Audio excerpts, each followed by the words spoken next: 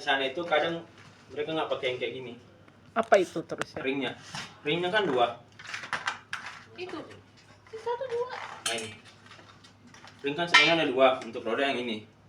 Tapi mereka kadang yang nggak pakai ini. Kenapa? Gak tahu, cepat aja udah. Jadi bilang mereka pakai ini kalau memang mereka mengerti pakai. Kalau enggak pakai yang kecil gini aja. Nah, untuk ditaruh. Tapi biar kuat pakai ini juga. Ya, seharusnya ini punya si bracket kaki. Oh. Jadi di saat mereka mau kancing itu di ini dulu baru diputar. Oke. Oh, alah. Ya, 4 kali lah.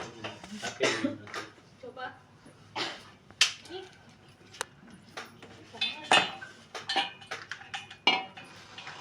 Biasanya dan kalau untuk kakinya ini nggak perlu R apa L, nggak perlu dipasang aja sembarang. Kecuali di bagian ininya.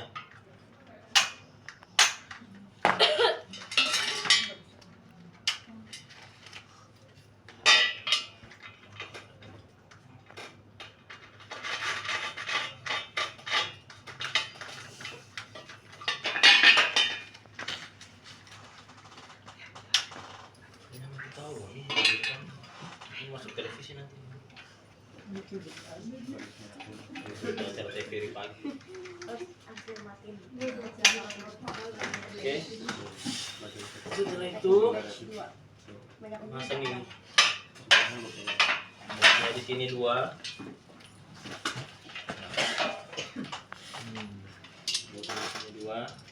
Dan kalau misalnya kadang ini susah untuk dimasukkan kan, jadi harus diratain dengan cara mau dimasukin atau mau dilepaskan, dimasukkan keluar lah ya.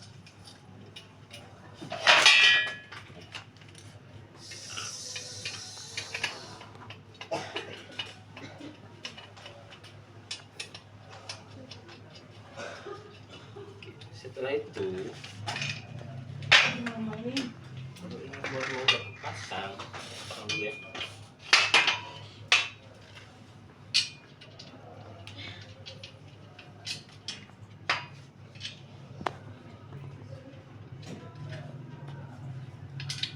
Soalnya kadang kendalanya di baut-bautnya. Misalnya kalau mereka masang kendala di baut. Bilang bautnya. Kayak gini nggak kepasang. lubangnya ya. Nggak masuk.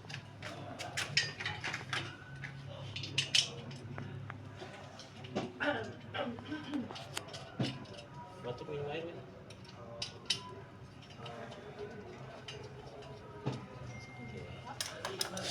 Setelah itu mau masang mejanya, kalian harus sesuaikan sama ininya. Ini lubang baut ini 2 ini, bukan yang ini ya, tapi yang ini 2. Oh, yang sejajar itu dia. Jadi arahkan ini yang 2 ini. Ini ada kan? Ini 2 nih. Oh ya. Arahkan ke sini. Tapi ini kan terputar ini kan. Ini yang di sebelahnya. Oke.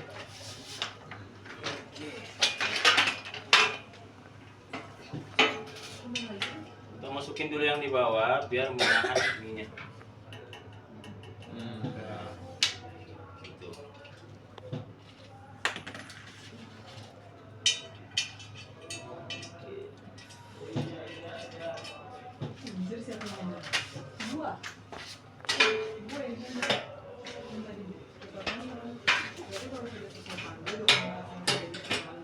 Kan udah kan, biar Ya. udah repot.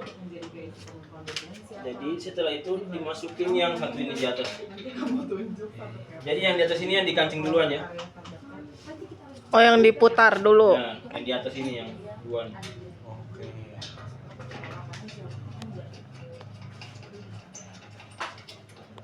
Baru kancing yang bawah.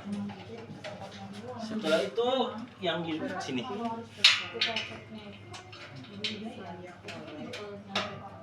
Tapi kadang kalau kayak gini, bengkok kayak gini, berarti ini dilepaskan dulu, dilonggarkan dulu. baru diangkat. Baru diangkat mejanya dikit.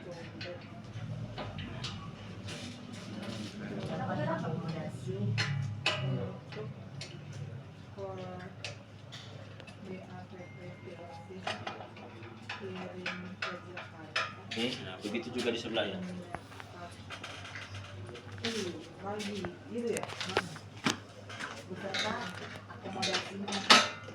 Jadi masukin yang paling atas dulu. Kalau nggak masuk naikin mejanya.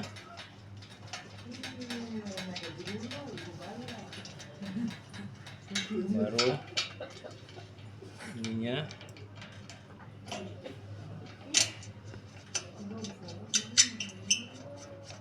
Baru di bawahnya. Sama lah intinya.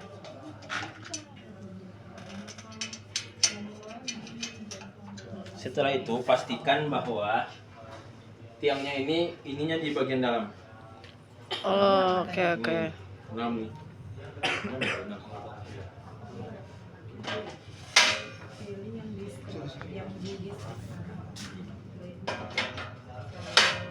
Setelah itu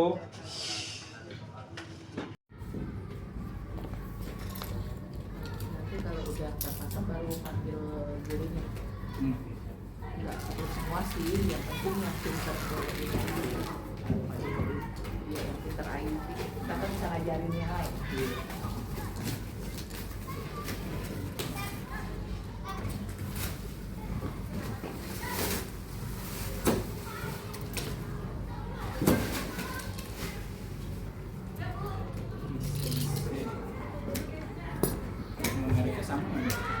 Sama, semua sekolah sama mereknya.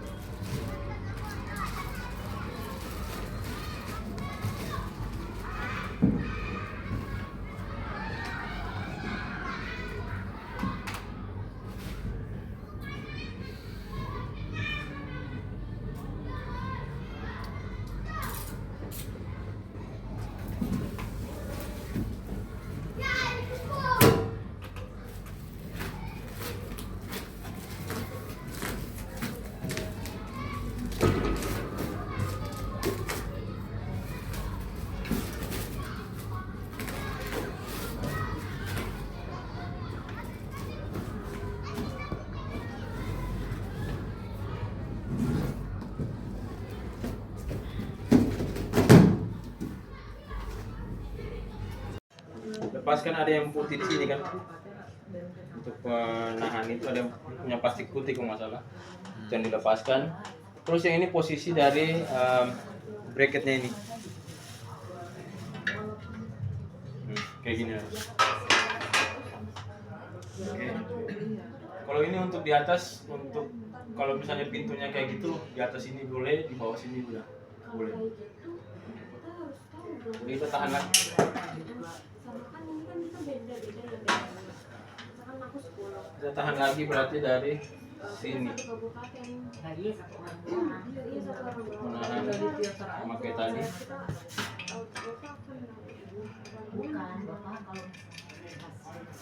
Misalkan dari belakang sini ya, ininya posisi ini.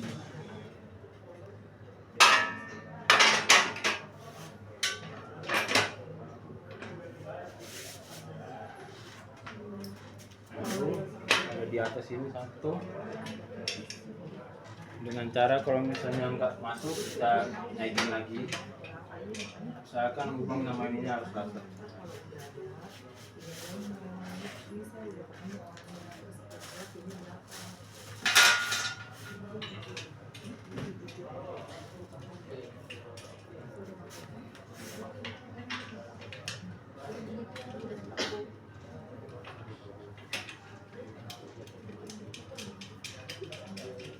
Setelah ini semua udah selesai, baru kancing yang di bawah. Tiangnya.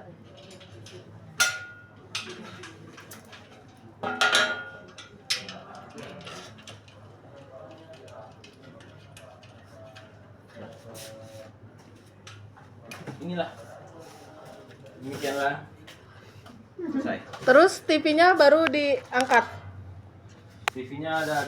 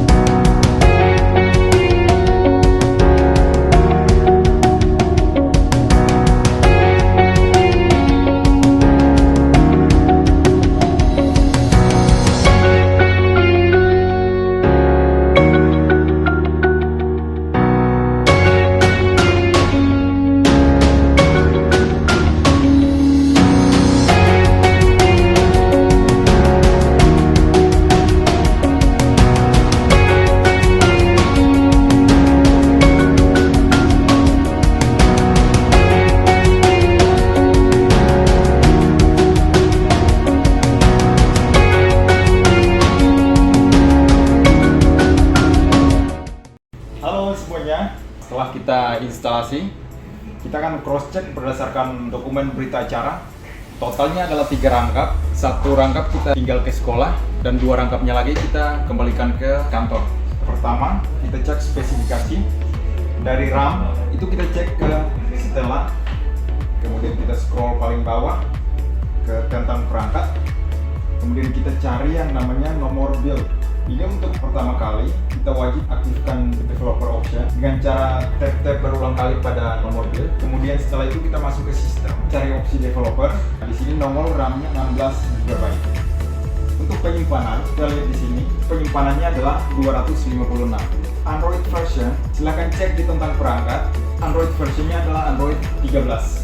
Konektivitas port, ada port LAN di samping kanan belakang, ada port HDMI input sebanyak 2 port ada di belakang dan 1 port di depan. Ada port USB A sebanyak 3 port ada di depan, 1 port ada di belakang. Kemudian USB B ada di belakang, kemudian USB C ada di depan. Standing bracket sudah ada. Kemudian untuk kabel USB A to B sudah include sepanjang 3 meter. Jadi salah satu ujungnya USB A, yang satunya lagi USB B. Kemudian ada juga kabel HDMI sepanjang 3 meter. Ada 2 PC stylus pen dapat kita letakkan di bagian bawah layar kiri dan kanan. Ada icon pen.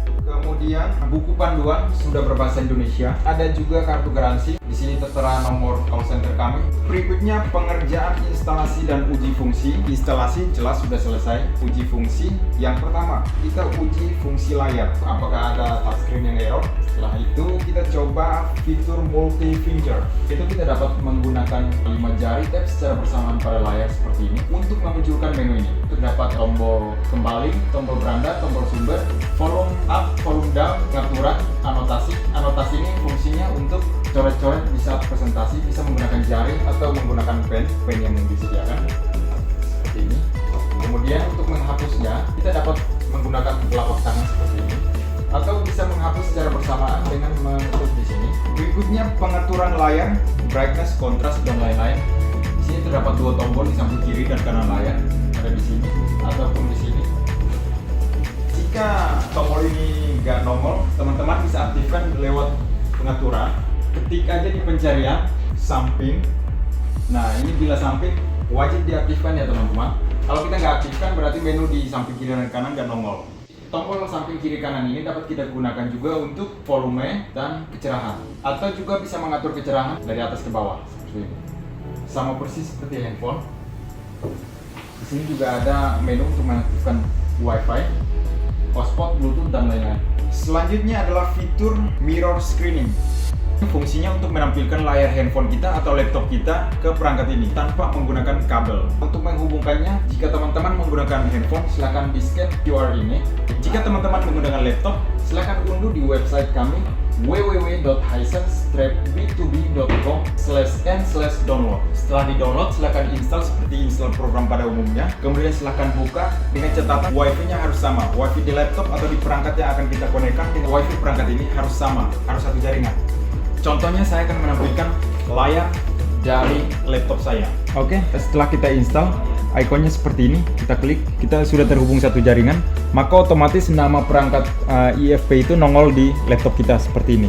Kita pencet connect dan di sini kita pilih screen mirroring atau screen expanding. Ini teman-teman pilih screen mirroring aja. Jika mau explore silahkan, nanti tahu sendiri fungsinya. Untuk saat ini saya contohkan screen mirroring. Silahkan pencet start screen casting. Seperti ini untuk memunculkan layar laptop kita ke device ini tanpa menggunakan kabel seperti ini ya. Ini otomatis layar laptop saya yang di device ini sudah bisa di touchscreen atau dikontrol lewat IFP ini seperti ini teman-teman. Jadi tanpa menggunakan kabel ya. Itulah fungsi mirror screening. Untuk mirror screening ini kita dapat menampilkan 9 device secara bersamaan. Kita next ke step selanjutnya, fitur multi touch. Fitur multi touch ini kita bisa mencobanya melalui papan tulis. Silahkan tap ikon papan tulis menggunakan pen atau jari.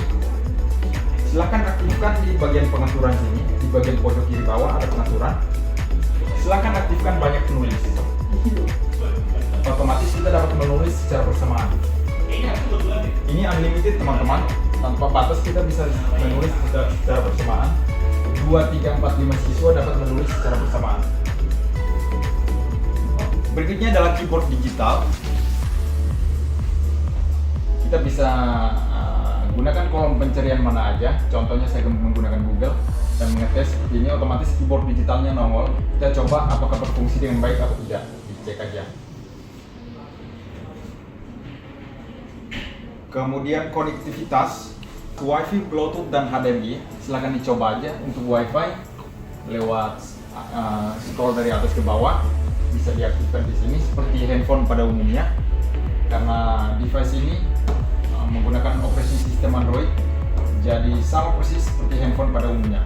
Oh ya, untuk more app silahkan scroll dari bawah ke atas seperti ini, memunculkan semua aplikasi seperti ini. Kemudian kabel HDMI silahkan dicoba jika di pihak sekolahnya menyediakan laptop. Jika tidak, silahkan di skip aja. Nah, kalau ada laptop silahkan ajarin aja cara menggunakannya. Silahkan dicolok ke laptop salah satunya dan satunya lagi ke salah satu port HDMI yang ada di perangkat ini seperti ini. Namun kabel HDMI hanya menampilkan gambar, jadi tidak bisa disentuh seperti ini.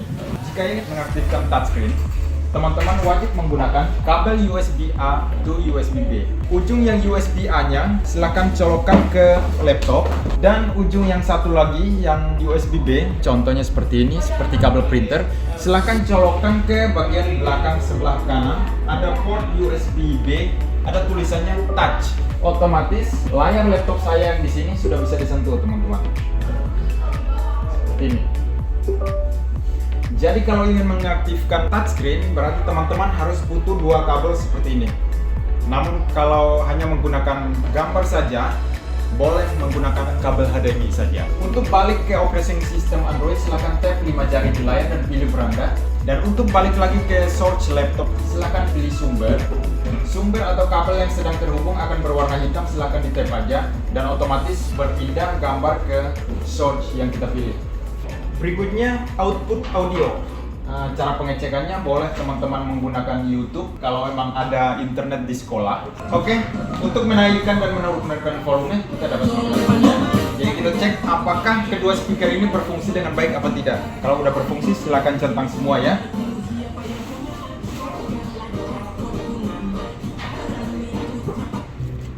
Oke teman-teman, setelah kita centang semuanya, jangan lupa kita minta tanda tangan pihak sekolah, nama dan cap kepala sekolah. Kemudian di sini adalah nama teknisi, dalam hal ini teman-teman sendiri.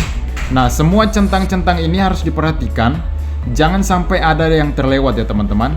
Ini adalah nama guru-guru yang menyimak pada saat kita melakukan training, teman-teman.